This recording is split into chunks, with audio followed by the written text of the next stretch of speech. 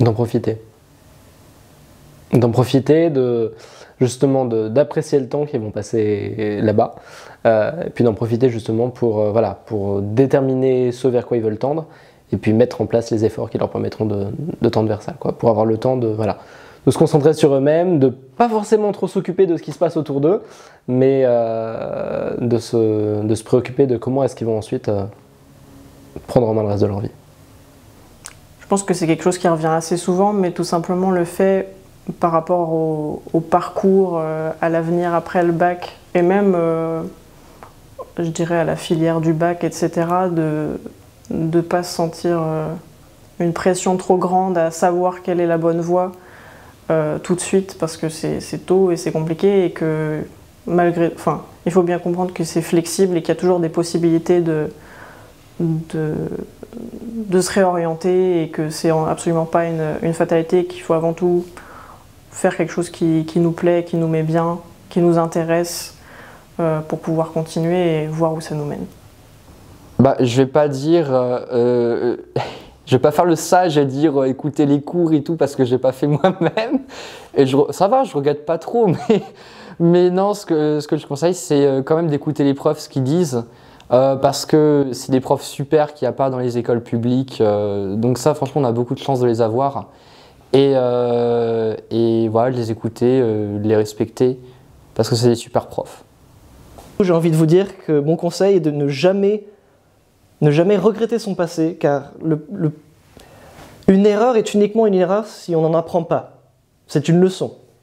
Et ne jamais regretter son passé, vraiment. Toujours suivre son instinct peut-être, toujours aller de l'avant. Alors moi, mon conseil à faire passer, c'est amusez-vous et travaillez aussi, parce que ça vaut le coup, vous ne le regretterez pas après. Si j'avais un conseil à donner, je pense que il faut savoir rester soi-même. S'il y a un endroit où on peut le faire, c'est ici. Il faut pas, il faut arriver à rester comme on est, même si pouvoir s'adapter au changement, c'est important. Y a vraiment moi j'ai eu un gros travail à faire là-dessus, être capable de changer en même temps que les autres, mais sans changer ma nature profonde, si je peux dire ça comme ça.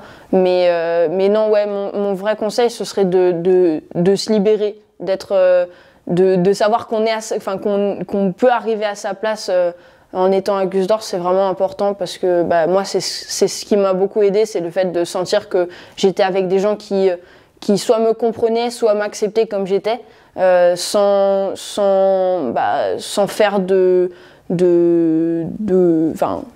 sans être méchant ou quoi que ce soit. Il n'y avait aucune ambiguïté sur la manière dont on était les uns envers les autres.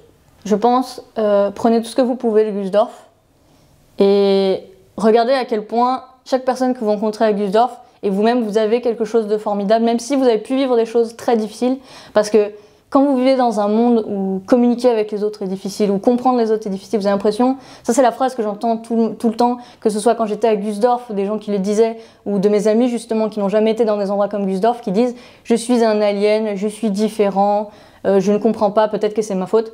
Non, vous avez une richesse, il va falloir l'adapter au monde dans lequel on est, parce que c'est comme ça, mais si vous réussissez à l'adapter, si vous réussissez à aller au-delà, ça sera, au moins vous aurez essayé, ça sera bien. Et surtout, s'il y en a parmi vous qui sont très dépressifs, qui sont très tristes, qui ont des problèmes, dites-vous, vous êtes au début de votre vie, tout le monde a un moment de sa vie. Je pars du principe que tout le monde a au moins un moment de sa vie horrible, à part ceux qui ont vraiment de la chance.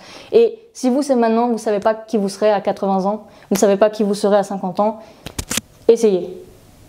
J'ai vraiment apprécié mes 3 années à Gusdorf. Après, ouais, le seul petite chose, c'est que je pense qu'on est quand même très couvé à Gusdorf, mais c'est aussi le but, c'est qu'il y a quand même pas mal de cas assez particuliers, d'enfants qui ont des phobies scolaires et tout.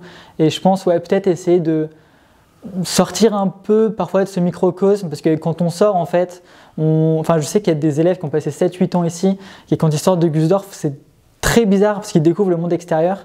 Donc moi, je dirais un peu ça, ouais. Faut quand même avoir conscience que ça reste un microcosme, on est couvé, les profs sont là pour nous, mais ce ne sera pas toujours comme ça, et parfois c'est à nous, quand on sort, de s'adapter aux autres et pas l'inverse.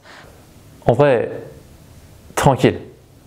Tranquille, c'est ça mon message. C'est mon message à beaucoup de monde pour beaucoup de raisons, mais en vrai, tranquille, respirez. Il y a beaucoup de pression quand on est à l'intérieur de Gusdorf, qui est un microcosme.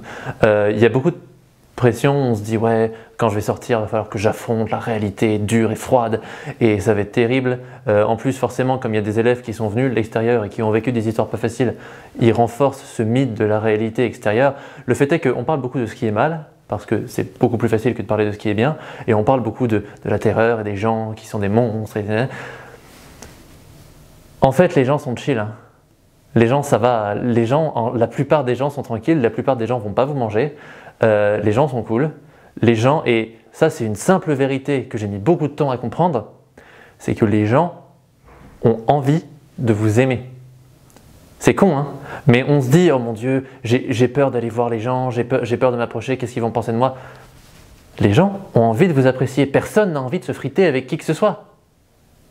Donc, tranquille, calmez-vous, ça va bien se passer, franchement ça va bien se passer. Pareil pour les études, pareil pour les réorientations, on peut faire faites toutes les réorientations que vous voulez. Ça va, tranquille, calmez-vous, on respire, ça va très bien se passer. Le conseil que j'aurais, ce serait de ne pas avoir peur de faire des détours, de ne pas avoir peur de se perdre, parce que je sais que face à la suite, aux études post-bac, on est souvent dans deux extrêmes. Soit on a tout prévu sur les 10 prochaines années, soit on ne sait pas du tout ce qu'on veut faire, on est perdu. Et moi, mon conseil, ce serait vraiment de ne pas avoir peur de se perdre, parce que c'est comme ça qu'on apprend à se connaître. Ça me pensait à une phrase de Tolkien qui dit « Tous ceux qui errent ne sont pas perdus ». Je crois. Et c'est une phrase très belle, je trouve, qui est très vraie aussi. C'est en se trompant pendant les études, en prenant pas les bons chemins, qu'on apprend mieux sur nous. Et moi, par exemple, je voulais vraiment avoir le concours de l'ENS. C'est vraiment très important pour moi. Et je l'ai raté. Et je pense que c'est la meilleure chose qui me soit jamais arrivée, en fait. Donc voilà, les échecs, les détours, c'est précieux. Et c'est pas du temps perdu. Voilà.